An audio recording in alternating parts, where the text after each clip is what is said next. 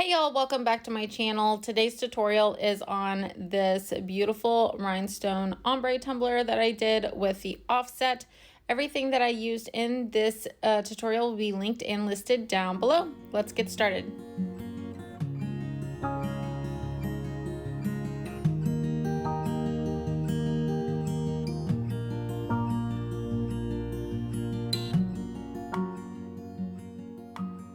So to prep on my tumbler, this is very, very important. Prepping is a must when you are doing these rhinestone cups. I like to take electrical tape and tape off the bottom and then use my cup edging tool from Wicked Shimmer to make sure that I have an absolute straight line. And then the rest of the bottom, I will use regular painter's tape on. And then of course you want to make sure that you are sanding your tumbler and wiping it down with alcohol or washing it with Dawn dish soap, whichever you prefer. Once I spray painted this, I did allow my spray paint 24 hours before I moved on to the next step. So when you go to do your decal, you're gonna want to sand it. I'm using Oracal 651 white vinyl. Sand your decal really well and then wipe it down with alcohol before you place it on your tumbler. Because once you place it on your tumbler, you can't really sand it since you did spray paint your cup. And you will see here that when I spray painted my tumbler, I did kind of like an ombre thing. It is a little over the middle and that is completely okay. So don't stress about it if it's a little, higher up than you would like. It's going to work out fine, guys, at the end, I promise. So once you have your decal placed where you would like it, go ahead and make sure that you have it on there. I did measure mine. I wanted mine completely in the center. It's a little bit easier when you're doing these two different colored cups. I have accidentally put a vinyl decal on. It looked even to me on a different tumbler, and by the time I was done with the tumbler, you could totally tell. So if you have any type of OCD like I do and you like things to be perfect and straight, please take your time at this and make sure that your decal is exactly where you want it. The paper I use to apply that is just contact paper from the Dollar Tree. So once that is on there, we are going to move into getting our prep started here for the initial steps of rhinestoning the whole cup. I'm using Bob Smith 2-part epoxy. I put a pea-size amount onto this Post-it note and mix it together. And as you can tell, we're going to do the top rim here. You want a very thin line. You do not want it to go over this first line of rhinestones because it can be hard placing your rhinestones if you have way too much epoxy on here. So just, be cautious of that. But yeah, just pick up some random pieces. It doesn't really matter what size it is or anything like that. You just want to make sure that you cover the entire rim. And this pack here is the crystal mix from Diamond Fire Rhinestone. It's one of my favorites, but I'm going to leave it here upside down on my table, and I'm using my crystal katana to make sure it's straight. You're going to leave that for 30 minutes before you move on to the bottom section. You want to make sure that your rim is completely dry and it's not going to go anywhere before doing anything else. The rims on this tumbler are the most important. So you want to make sure that you take your time at this. So we're going to go ahead and do the bottom here, and we're going to place the other mix that I bought from Diamond Fire Rhinestones. It is called Mohawk Puppy. It is absolutely gorgeous. I'm so glad that I just got this mix. Like, I knew about it and I had been sleeping on it, and I finally caved and got it, and it was totally worth it, you guys. So if you don't have this mix yet, run and go get it because it's freaking amazing. So I am going to do the same thing on the bottom that I did on the top. Now, this is why I left the electrical tape on here, because the electrical tape is going to help the rhinestones stay in place because it's a little bit on the thicker side. Now, with the bottom, I obviously don't just set it down and walk away for 30 minutes. I did check it every 5 minutes just to make sure that my rhinestones were still straight and that they were going to stay where they needed to stay. Once the 30 minutes was up is when I went ahead and I removed that electrical tape, and when I moved on to the next step. Also, I did place my diamond tag during this same session of putting the bottom on. So now that the top rim and the bottom rim and my little diamond logo are on here, we are going to move on to the decal portion. So I believe I used the SS16s out of this crystal mix. It is the same mix that we are putting on the top of the tumbler. So you don't have to like buy a third mix or anything for this. It is the same mix. Also, guys, please do not stress about this. I've had some people reach out to me and say that, you know, they tried to do a vinyl decal and they could not quite fit everything on there. Please do not stress about it, and do not force your rhinestones. You know, if it's a little bit short, space your rhinestones out just a little bit, and you're not even going to be able to tell that there's spacing in between them. Because once the tumbler is done, you're not even going to notice.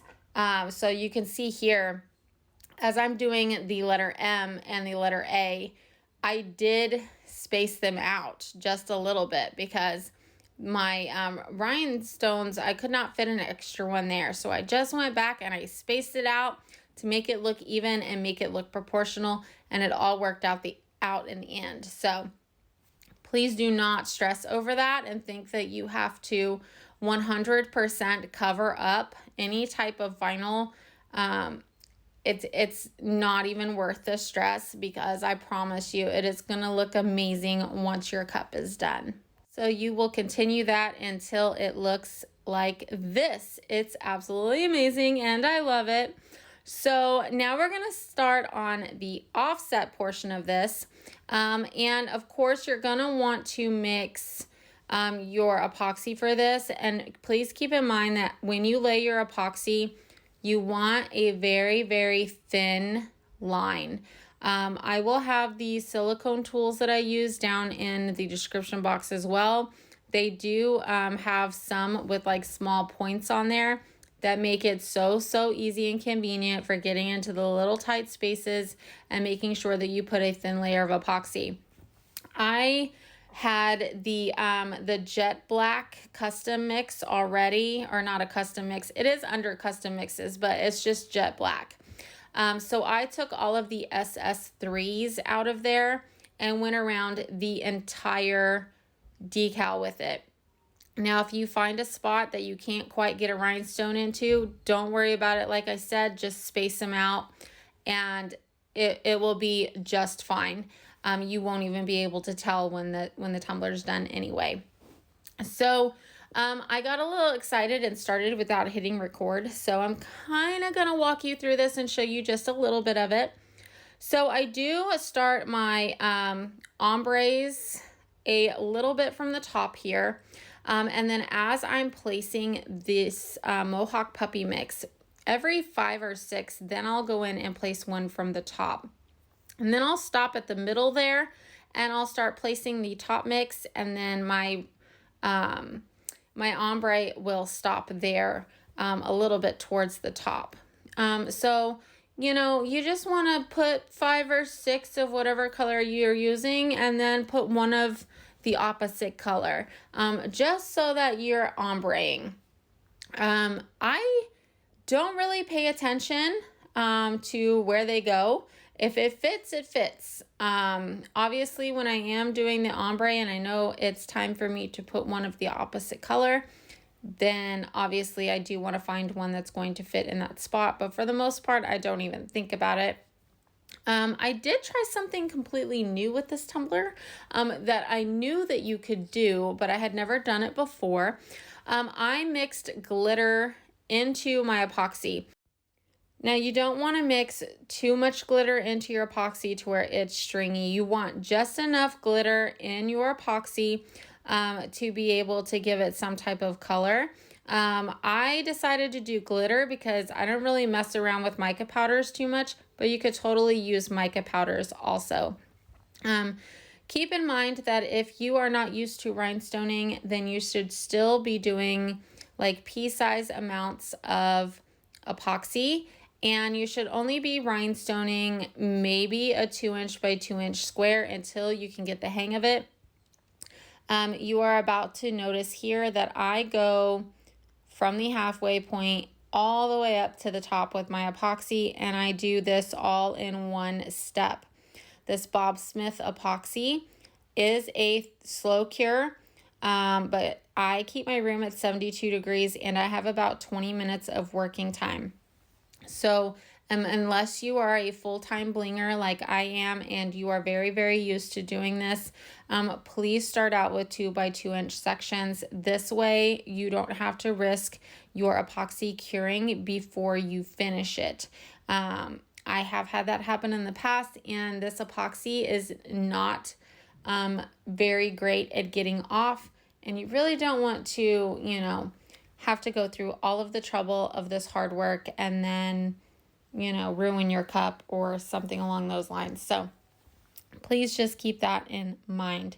I am going to play just a little bit of this for you. I didn't want this tutorial to be too long, but I will play just enough of it, and then I will be back to discuss how I did around the decal.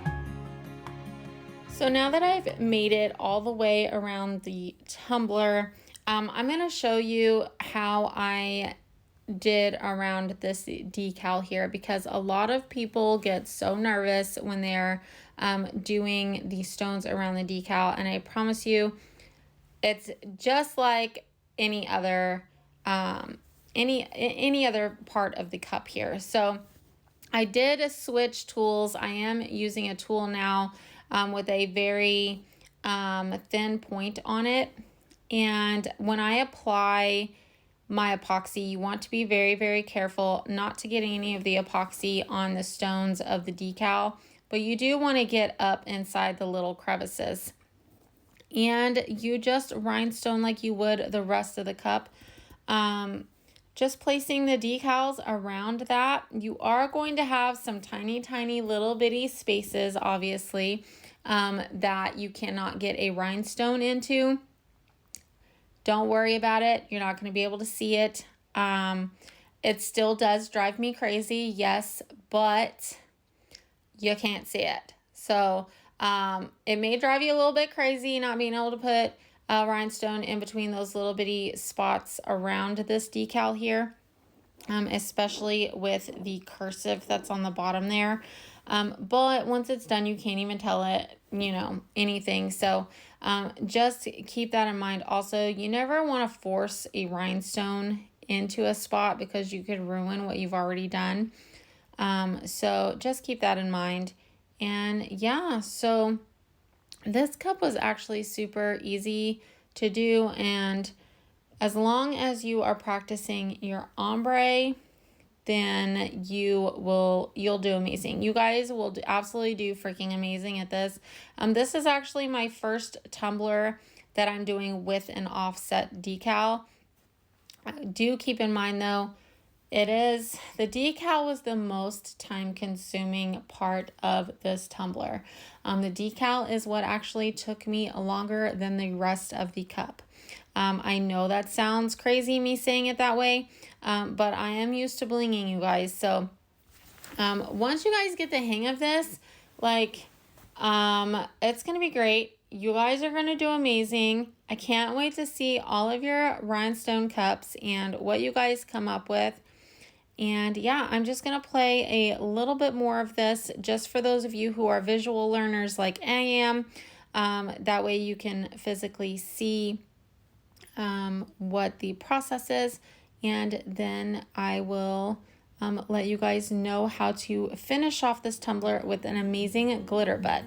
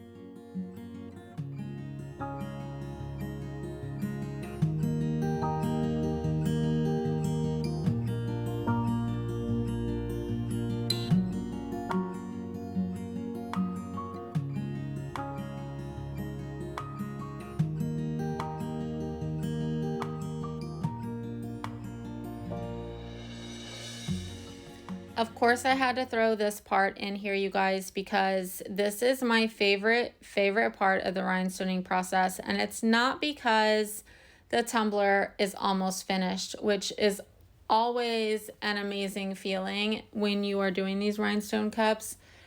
This is the spot where this is the home stretch, that you are able to actually look at your tumbler, know that it's not almost done, but you can really start to see what the tumbler is going to look like when it's finished.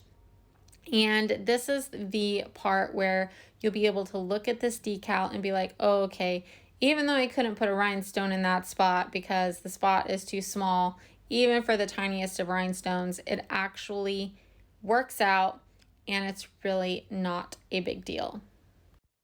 All right, guys, once I was done with my rhinestones, I did let it sit overnight just to make sure that the rhinestones were good and they weren't going to move when I went in to do this glitter butt. I did sand the bottom here with some sandpaper and wipe it down with 91% alcohol. Also, guys, you are dealing with epoxy, so please, safety first, use a respirator. I'm mixing up 5 mLs total of CC DIY's Fast Set. And I want to put just enough glitter in here to make it thick, but not so thick that it's not going to have any movement or be too thick or chunky on the bottom of the tumbler. So I'm going to start with just a little bit at a time, and I'm going to let gravity kind of do its thing here. Now you want to make sure that you do not have any epoxy on your hands. You do not want to touch this tumbler whatsoever with epoxy or you're going to dull the stones. So keep that in mind. If you feel more comfortable doing your glitter butt before rhinestoning, you can absolutely do that. It's personal preference. So if you feel more comfortable doing that, by all means, please do that, because you work really, really hard on these and you really don't want to mess your stones up. So I did end up using way too much epoxy on the bottom of this. So you will notice here shortly that I take the popsicle stick and I scrape in the very middle, just to remove some of that epoxy.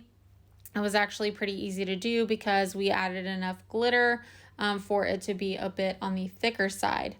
I sprayed this with 91% alcohol about 5 minutes after, to pop any bubbles, and it's self-leveling, so it's going to level itself back out and it's going to be absolutely beautiful. I cannot wait to see you guys rhinestone some cups. And here she is, guys. She's freaking amazing. She's beautiful. She's all the things. So I can't wait to see you guys and your amazing rhinestone tumblers. As always, tag me on social media. I would love to see them. Huge shout out to my Chaos exclusive members. Thank you so much for your pledge. The support means the world to me and my family. Thank you. If you like this tutorial, please give me a thumbs up and don't forget to subscribe to my channel. Thank you guys so much for watching, and I will see you in the next one. Bye, guys.